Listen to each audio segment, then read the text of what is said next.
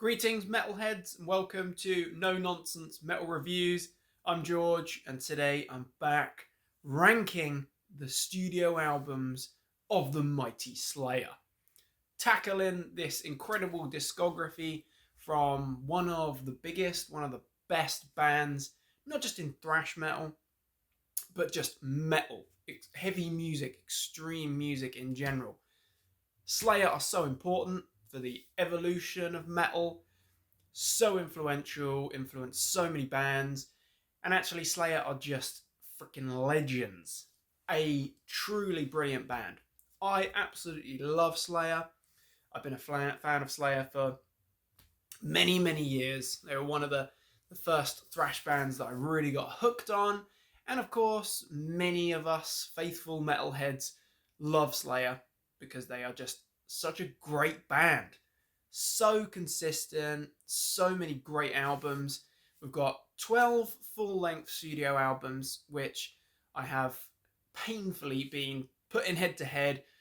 They've been battling it out. I've been pulling my hair out with this one.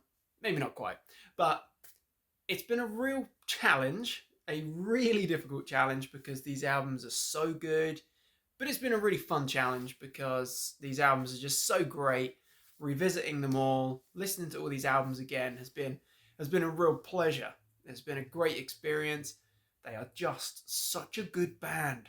And some of these albums hadn't heard in maybe a few years even. So it was great to give them a spin again and revisit them. Such a brilliant band. So, as I say, only going with the full-length studio albums. We've got 12 of those. Very difficult, this one, but we're going to give it a shot. So, we shall go from least to most favourite. So, ascending order. And we're going to start with number 12, which is a bit of a funny one. It is effectively just a covers album. This is Undisputed Attitude. It is a bit of an odd one. So, I think it was released in 1996. Yeah, strange album choice, but effectively it's just punk covers. I think the last track Gemini is an original track, but you know what? It's more for the fans, really diehard fans, and also fans of punk.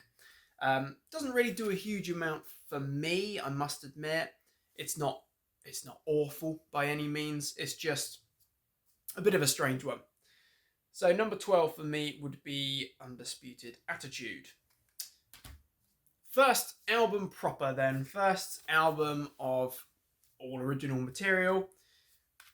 This one is a strange album, I will admit, but it has really grown on me over time. This is, I think that album cover is just creepy, but this is Diabolos in Musica.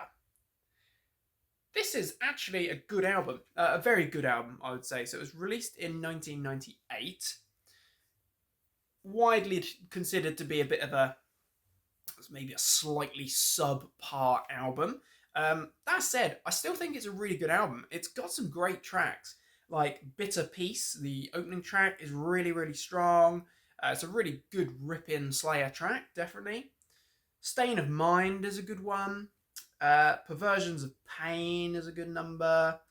Desire is a weird one. So is Scrum, sort of a pretty short, sharp shock. Screaming from the Sky. It's a good album. I would say it's a good album. Underrated, definitely. But still not top-notch, top echelon Slayer. I just still, not sure about that album cover. It really does give me the creeps. But number 11, one that's growing on me, definitely, but Diabolos in Musica. Number 10 is the album that followed that, God Hates Us All. So this album, again, has really grown on me, actually. For a long time, struggled to get into this one. It was released in 2001. This is a really angry album. This is a really, really aggressive album. A good one, I would definitely say. But it is really in your face. I mean, just Tom Araya's vocals. I think he's a great vocalist. Yeah, his shout, his aggressive front really does fit the music brilliantly. But you just take tracks like Disciple, God Send Death, uh, Threshold, Exile, Bloodline, Deviance, Warzone. These are really aggressive, really angry songs. It's a thrashing album, but this album, just like Diabolos in Musica, they're kind of dabbling a little bit with maybe the groove metal or being kind of boosted along by the, I guess, the emerging new wave of American metal scene. There's definitely a bit of a fire been lit under their backsides. I think certainly with just how aggressive this album is. God Hates Us All is not a bad album by any means, nor is Diabolos in Musica, but I think they are dabbling with things, maybe being influenced a little bit. So you get some good tracks, but again, there's just some Slayer albums that are a little bit better, but not a bad album by any means. Number 10, God Hates Us All. Great cover. I think that really stands out.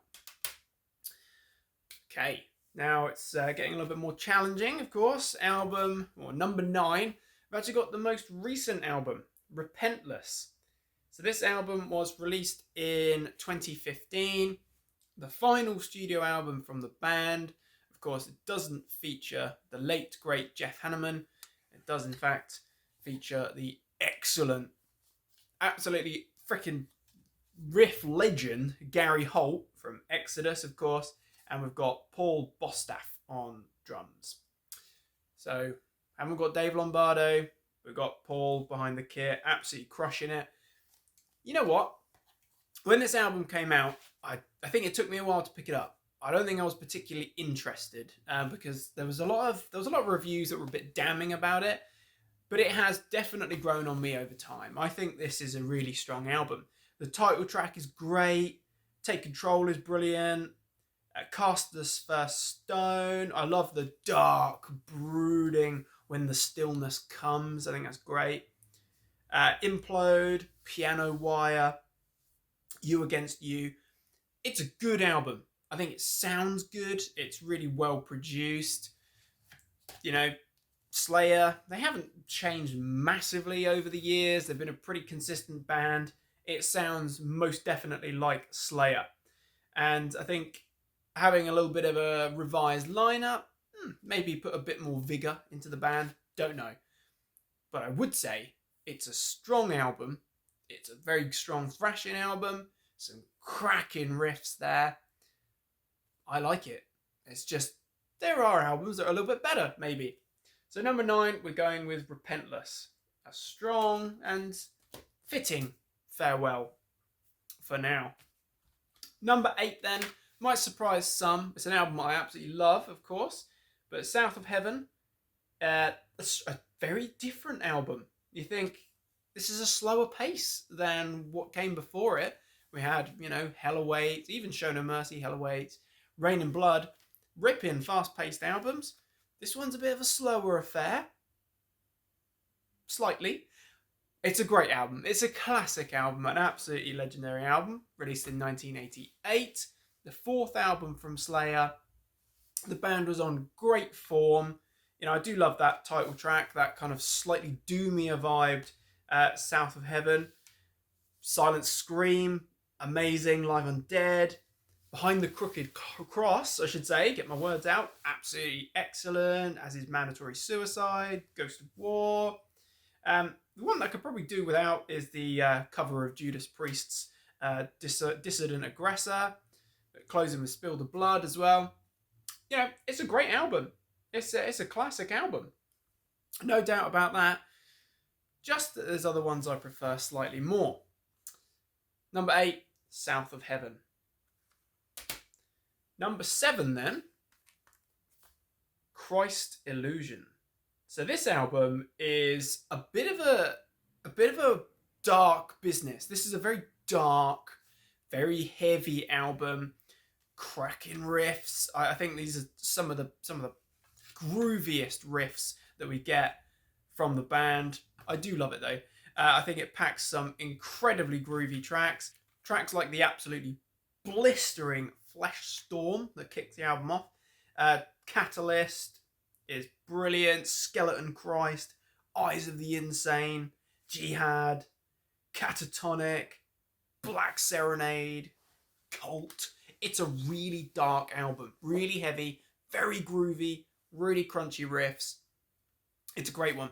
I remember the first time I heard this, blew my freaking mind, and I still love it to this day. Released in 2007. Clearly a lot of growth has taken place between Christ Illusion and God Hates Us All. Come a long way.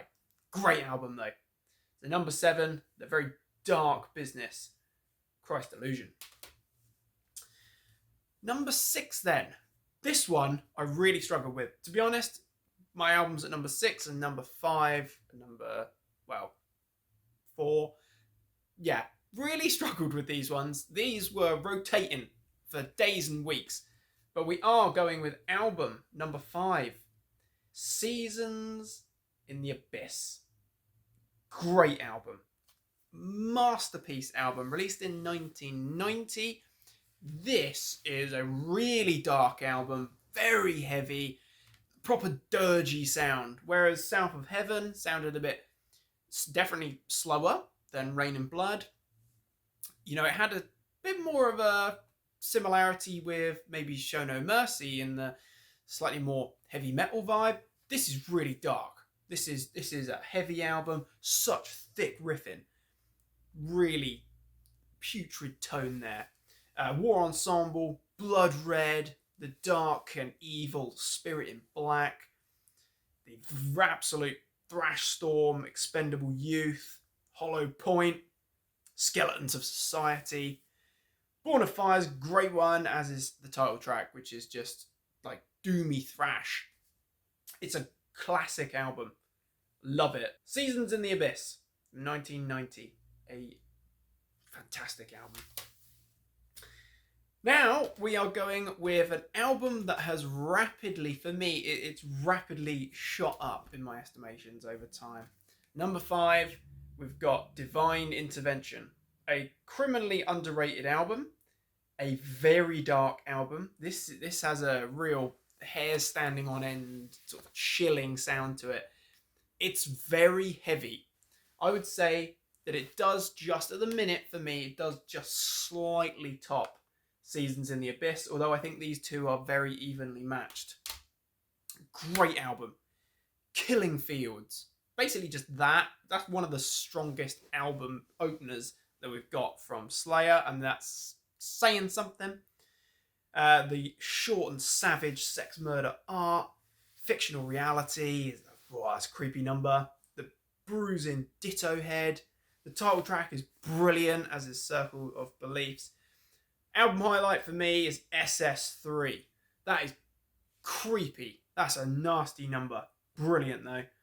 Serenity and Murder, 213, and Mind Control. This is a short and sweet. It feels like quite a simple album, but there's a lot going on. Thrashing, full throttle, brilliant stuff. Freaking love this one. Been listening to this a lot lately. It's a killer album. So number 5 for me, Divine Intervention. Just a riffathon. Number 4, this is actually, there was 2 Slayer albums that I got at the beginning. 2 albums that I was hooked on. Loved them both. Still love them both. And that's why World Painted Blood is still at a high spot for me. Going number 4. This album, which was released in 2009, this was one of the first albums that I heard from the band, and I just thought, this is so dark. This is miles away from any of the other bands in the Big Four. This is more akin to those German thrash bands, the likes of Creator or Sodom, where it's quite dark stuff. You know, there's a sinister vibe going on there. But this album's taking it to next level. It's a superb album. That intro, then launching you into the title track, World Painted Blood. Wow. Now that's killer. That was, to me, that was the epitome of thrash. Love it. Unit 731 is a thrashing number. This album was almost a return to the thrashier style, where albums like God Hates Us All, Diabolos in Musica, of course, Christ's Illusion, they were quite groovy, groove metal orientated. This was much more old Slayer style, thrashing. Really great tracks though. Beauty Through Order is killer. Hate Worldwide is an anthem. Public Display of Dismemberment is a horrific number. Human Strain, American, Psychopathy Red, all the way through. It's an absolute masterpiece. Tom sounds so creepy, but Jeff and Kerry's riffs, incredible. And Lombardo, wow, that guy was such a beast. Absolutely freaking fantastic. Such a good album. Love this one. The number 4 for me, World Painted Blood. For number 3, we're going right back to 1983 for the debut, Show No Mercy. Love this one. Firmly rooted in traditional heavy metal, influenced by the new album, definitely you can tell. But this is a benchmark album. I freaking love it. Just packed full of classics. Evil Has No Boundaries, The Antichrist, Die by the Sword, Fight Till Death, Black Magic, Tormentor.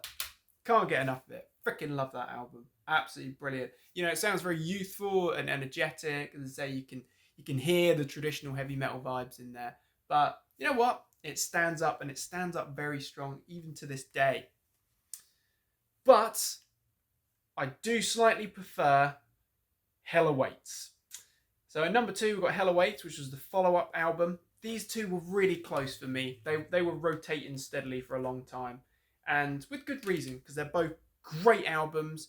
But I think I just kind of prefer the thrashier sounds of the title track, Hell Awaits, of tracks like At Dawn They Sleep, Praise of Death, Necrophiliac, Crypts of Eternity, Hardening of the Arteries.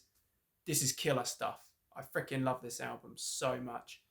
They were on fire in hell. 1986, I believe. No, 1985, do beg your pardon. This sounds so ahead of its time, in my opinion. Absolute classic. Just that title track alone is why it's up there. Number 2. But number 1, I'm going to be a staunch traditionalist and say that my favourite album is the third album, the all-time classic from 1986. This is Rain in Blood. This is the embodiment of thrash. If someone said to me, you need to pick one thrash album to really emphasize what thrash is, it would probably be Rain in Blood. I love this album. It's an all-time classic. The way that it flows so seamlessly through song to song to song, it's like a thrash punch in the face. Angel of Death. What a benchmark track that is. Absolute classic. Then just through an assault. Kerry, Jeff, Tom, and of course Dave absolutely killing the kit. It's just a thrashing, bruising workout. It's an absolute masterpiece. Piece by Piece, Necrophobic, Altar of Sacrifice. Just these names, you just reel off these song titles and you know it. You know what it sounds like. You have that riff kicking up in your head. Jesus Saves, Criminally Insane, Reborn, Epidemic, Postmortem, and of course, Raining Blood. One of the most iconic riffs of all time. Certainly one of the most iconic thrash riffs ever. Just incredible stuff. This is number 1 for me, and don't care, some of the purists might disagree, but I think this is a masterpiece. Rain in Blood will forever reign as one of the best thrash albums of all time. With that classic lineup, they were on such a good form with album number 3. So there we have it. The no-nonsense metal reviews ranking the albums of the mighty Slayer.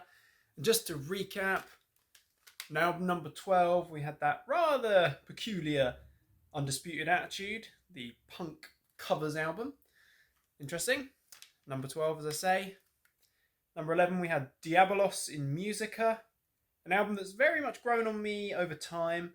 Bit of a different album, but I think it's still pretty decent.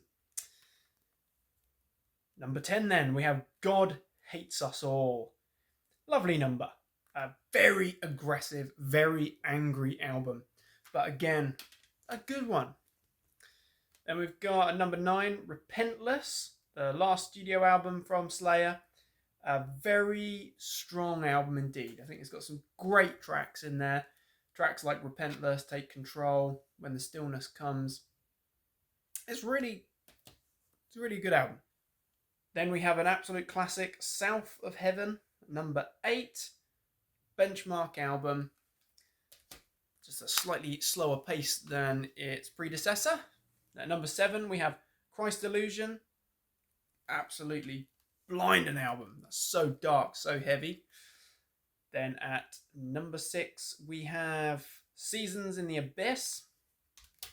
Absolute classic. At number 5, we have Divine Intervention. Freaking evil business, that is. Number 4, we have World Painted Blood. Nasty. Number 3, the classic debut, Show No Mercy from 1983. Number 2, we have Evil Business. The second album, Hell Awaits from 1985. An all-time classic. Not quite as classic as number 1, Rain in Blood. Album number 3 from 1986. Absolute masterpiece. So my friends, what are your thoughts on this ranking? How would you rank the studio albums of the mighty Slayer? Let me know your thoughts on my ranking. Let me know what your ranking is. Do bear in mind, of course, this is all harmless fun. This is all good-natured. You know, keep this friendly, keep this PG. It's all just opinion. But thank you very much for watching, my friends. Hope you've enjoyed this humble ranking review. Do feel free to like, subscribe, share, comment. The support is very much appreciated as always. Do check back soon for more reviews and recommendations of all the good heavy things. Until next time, take care of yourselves, listen to Slayer, and stay freaking heavy.